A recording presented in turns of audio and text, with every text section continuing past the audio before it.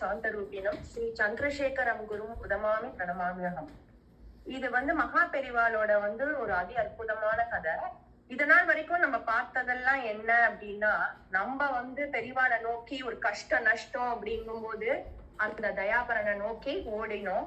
ஓடி போய் அழுது, மனசுல அழுதோமோ வெளியில அழுதோமோ, அந்த காமாட்சி அதை உணர்ந்துட்டு நமக்கு அதுக்கான ரிசல்ட்ட கொடுத்தாங்க. ஆனா எதுவுமே தெரியாம, பெரியவா யாருன்னே தெரியாது, பெரியவான்னா என்ன, அது ஸ்ரீமடம் எப்படி இருக்கும்னு கூட தெரியாத ஒரு பக்தனுக்கு எப்படி பண்ணார், எப்படி அவரை பக்தன்னு நம்ம சொல்லலாம் அப்படின்னா, பெரியவாளை தெரிஞ்சுக்கிறதுக்கு முன்னாடி அவர் ஒரு மார்வாடி, ராம பக்தியில ரொம்ப சிறந்த மனுஷன். அவரோட ஒரு பக்தி எப்படின்னா, நல்ல மனுஷன், எப்பவும் சதா சர்வமும் ராமஜபம் சொல்லிட்டு இருக்கிறவர் அவர். அந்த மனுஷன் ஒரு தடவை என்ன பண்ற, தமிழ்நாடு ஃபுல்லா டூர் போனோம், எல்லா ஸ்தலங்களையும் நம்ம பார்த்துட்டு வரணும் அப்படின்ற ஆசைப்படுறார். அவர் கிளம்பும் போது அவங்க வீட்டுல இருக்கிற அவங்க ஒய்ஃப், அவங்க குழந்தைங்க எல்லாருமே என்ன சொல்றாங்கன்னா, எங்களுக்கும் இது ஒரு சான்ஸா இருக்கும், சவுத் இந்தியா ஃபுல்லா நம்ம டூர் போயிட்டு வரலாம் அப்படின்னு சொல்லிட்டு பிளான் பண்ணி அவங்க வராங்க. அப்படி வரும்போது அவங்களோட இட்டினரியில காமாட்சி அம்மன் கோவிலுக்கு போறதுதான் ப்ரையாரிட்டியா இருக்கு. சரின்னு காமாட்சி அம்மன் கோவில்ல காமாட்சி அம்மனை மட்டும் தரிசனம் பண்ணிட்டு திருப்பி அவ ஊருக்கு போறதா அவ இது பண்ணிட்டு வரா, முடிவெடுத்துட்டு வரா. காமாட்சி அம்மன் கோவிலுக்கு அவ வர சமயத்துல நட சாத்திடுறா. நட சாத்தினோடனே அவருக்கு மனசு ரொம்ப கஷ்டமா போயிடுது. ஐயோ பகவானே, இது என்னடா இது, நம்ம போகணும்னு நினைச்சோம், இப்படி நட சாத்திட்டாலே என்ன பண்றது, சாயங்காலம் வரைக்கும் நம்ம எப்படி எங்க போய் இது பண்றது, இங்க என்னென்ன வேற எந்த கோவிலும் நம்ம போடலையே அப்படிங்கும் போது அங்க ஒருத்தர் சொல்ற, இங்க நிறைய கோவில் இருக்கு, காஞ்சிபுரத்துல கோவிலுக்கு எல்லாம் ஒன்றும் குறைச்சல் இல்ல, அதெல்லாம் தாண்டி நம்ம ஸ்ரீமடம் இருக்கு. ஸ்ரீமடம்னா என்ன அப்படின்ற அப்ப அவர் எல்லாம் எக்ஸ்பிளைன் பண்றார். இந்த மாதிரி ஆதிசங்கரோட இதுல இருந்து ஆரம்பிச்சு எல்லாம் சொல்லி, அந்த ஸ்ரீமடத்துல சாட்சாத் பரமேஸ்வரனான மகா பெரிவா இருக்கா, அவரை போய் நீங்க தரிசனம் பண்ணலாமே அப்படின்ற. அவரும் யோசிக்கிறார், சும்மா வெளியில உட்கார்ந்து இது பண்றதுக்கு அங்க போய் நம்ம உட்கார்ந்துட்டு நம்ம இது பண்ணலாமே அப்படின்னு சொல்லிட்டு அவ குழந்தைகள், ஒய்ஃப் எல்லாரையும் கூட்டிட்டு ஸ்ரீமடத்துக்கு வர. ஸ்ரீமடத்துல வரும்போது மகா பெரிவா அன்னைக்கு கும்பல் கம்மியா இருக்கு. பெரிவா எல்லாருக்கும் அங்க பிரசாதம் கொடுத்துட்டே வரா. கொடுத்துட்டே வந்தப்ப இவர் கீழதான் உட்கார்ந்துட்டு இருக்கார். கண்ல இருந்து அவருக்கு யாருன்னு தெரியல, குருஜி குருஜி குருஜின்னு சொல்றாரே தவிர அவருக்கு இவர் யாரு, இவரோட இது எதுவுமே தெரியாது. கண்ல இருந்து அந்த அன்புனால தார தாரையா தண்ணி வருது அவருக்கு. பெரியவா அதை பாத்துடுறா, சிரிச்சுண்டு அவ்வளவு காருண்யத்தோட கிட்டக்க கூப்பிடுறா, இங்க வான்னு சொல்லி.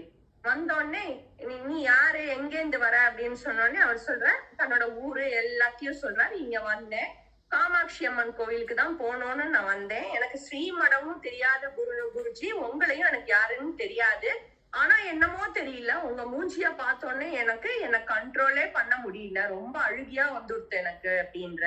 அவர் பெரியவா சிரிச்சுன்னு அப்படியே பார்த்து அப்படியே அவரை ரொம்ப வாத்சல்யத்தோட பார்த்தோன்னே அவர் கேக்குறாரு, நான் உங்கள்கிட்ட ஒண்ணு கேட்கலாமா அப்படின்னு.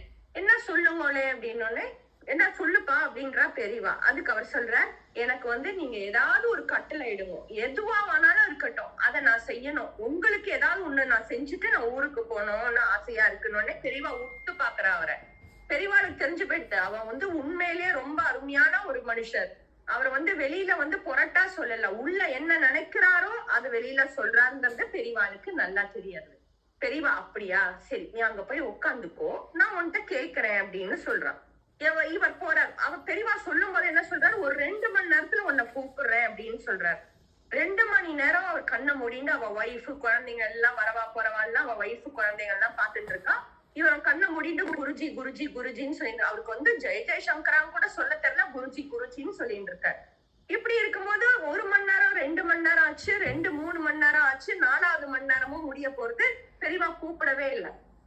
இவருக்கு என்னன்னா, காமாட்சி அம்மன் கோவில் திறந்துடுத்துனா என்ன பண்றது, ஐயோ நம்ம மிஸ் பண்ணிடுவோமோ, ஆனா குருஜி ஒண்ணுமே நம்மளுக்கு சொல்லவே இல்லையே அப்படின்னு சொல்லிட்டு அப்படி கண்ணை மூடும் போது அங்க ஒரு வயசானவர் வரார், கந்தலாடையோட வரார். கூட ஒரு பொண்ணு, வயசு பொண்ணு அழிச்சுட்டு வரார் பெரியவாள்கிட்ட.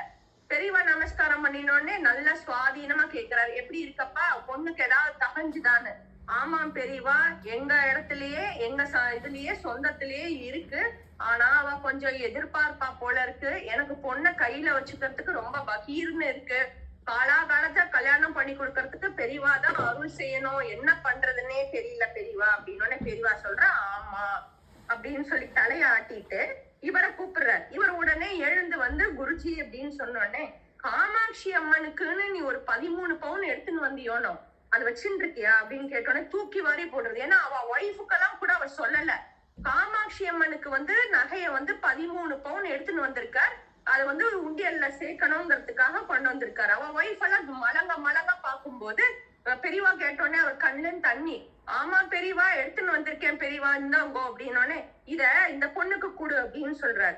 உடனே அவர் என்ன பண்றாரு, அந்த பொண்ணுக்கு ஒரு நிமிஷம் யோசிக்காம அந்த பொண்ணுக்கு அவ கையில அது கொண்டு போய் கொடுக்குறாரு. உன் பேர் என்ன சொல்லுமா அவர்கிட்ட அப்படின்னு சொன்னோடனே அந்த பொண்ணு சொல்றது காமாட்சி அப்படின்றது.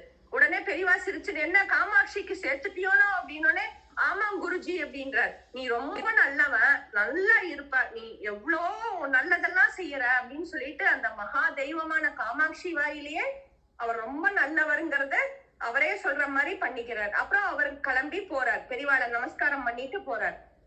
அதாவது பெரியவா யாருன்னு தெரியாது, ஸ்ரீமடம் என்னங்கிறது தெரியாது, ஆனா மனசு விசாலமான மனசு. அடுத்த வாளுக்கு நல்லது செய்யணும் அப்படின்னு நினைக்கிற எல்லார்கிட்டையும் அவளுக்கு பெரியவாளை தெரியணுங்கிறதுல பெரியவா தானே அந்த இடத்துக்கு வருவாங்கிறது ஒரு நிதர்சனமான உண்மை. ஜெய ஜெய சங்கரா, ஹர ஹர சங்கரா.